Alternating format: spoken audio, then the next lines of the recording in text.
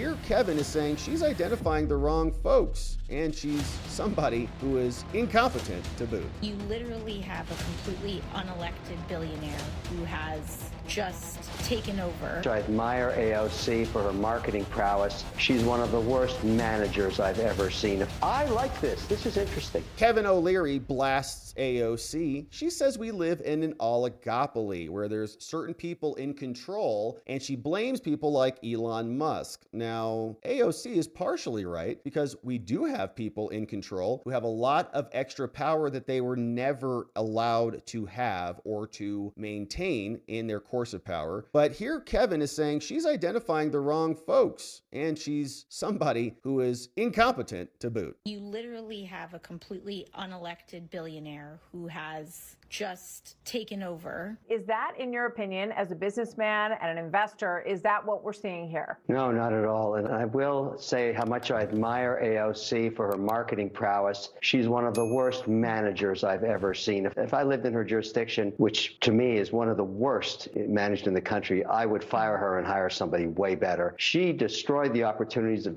10,000 people when she rejected the Amazon facility there a long time ago. I have never forgiven her for that, but I admire her ability to just get in front of her phone, post social media, raise $10 to $15 at a time by saying outrageous things over and over again. If you live in her jurisdiction, ask her what's she done for you lately except post this stuff for social media. That's what I would do. Just saying. Now, going on to her comment, no, it's ridiculous. This is a guy who has incredible track record in Elon Musk, who has amazing executional skills. It's simply saying one thing. I'm going to find a lot of waste in government. I know we've been doing the same thing, regardless who's in the White House for decades. Maybe we should change it up a little bit, and I will show you the ideas. You can endorse them or reject them as you wish, with one singular difference. If I find 39 federal buildings that are empty and I can save $2 billion over the budget cycle, and you tell me you're not going to do it, I'm going to post it on my global network, and I'm going to put a lot of pressure on lawmakers on both sides of the aisles to go get it done. I like this. This is interesting. She can participate. She's got a big voice, but is she just complaining and just saying that people like Elon who are trying to root out government waste are the problem? I thought at one point Democrats also wanted to eliminate government waste, but now apparently they don't. So the AOC O'Leary battle continues. Meanwhile, O'Leary is apparently going down to Mar-a-Lago to talk about the annexation of Canada as their emissary from the north. There's 41 million Canadians, basically the population of California, sitting on the world's largest amounts of all resources, including the most important, energy and water. Canadians over the holidays, the last 2 days, have been talking about this. They want to hear more. And so, there's obviously a lot of issues, more details, but what this could be is the beginning of an economic union. Think about the power of combining the two economies, erasing the border between Canada and the United States and putting all that resource up to the northern borders where China and Russia are knocking on the door. So secure that, give a common currency, figure out taxes across the board,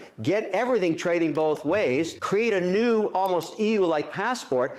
I like this idea, and at least half of Canadians are interested. The problem is the government's collapsing in Canada right now. Nobody wants Trudeau to negotiate this deal. I don't want him doing it for me, so I'm going to go to Mar-a-Lago. I'll start the narrative. All right. The 41 million Canadians, I think most of them would trust me on this deal. Yeah, it's not a bad deal. Let's see what Kevin has to say. We'll see what the terms are. He'll go down to Mar-a-Lago. We'll have a conversation. We'll see how Canada can come in. We got to be concerned about, we don't want them to be a massive blue state up there, so we got to be concerned about that. So we'll figure it out, but he's down there and working through it.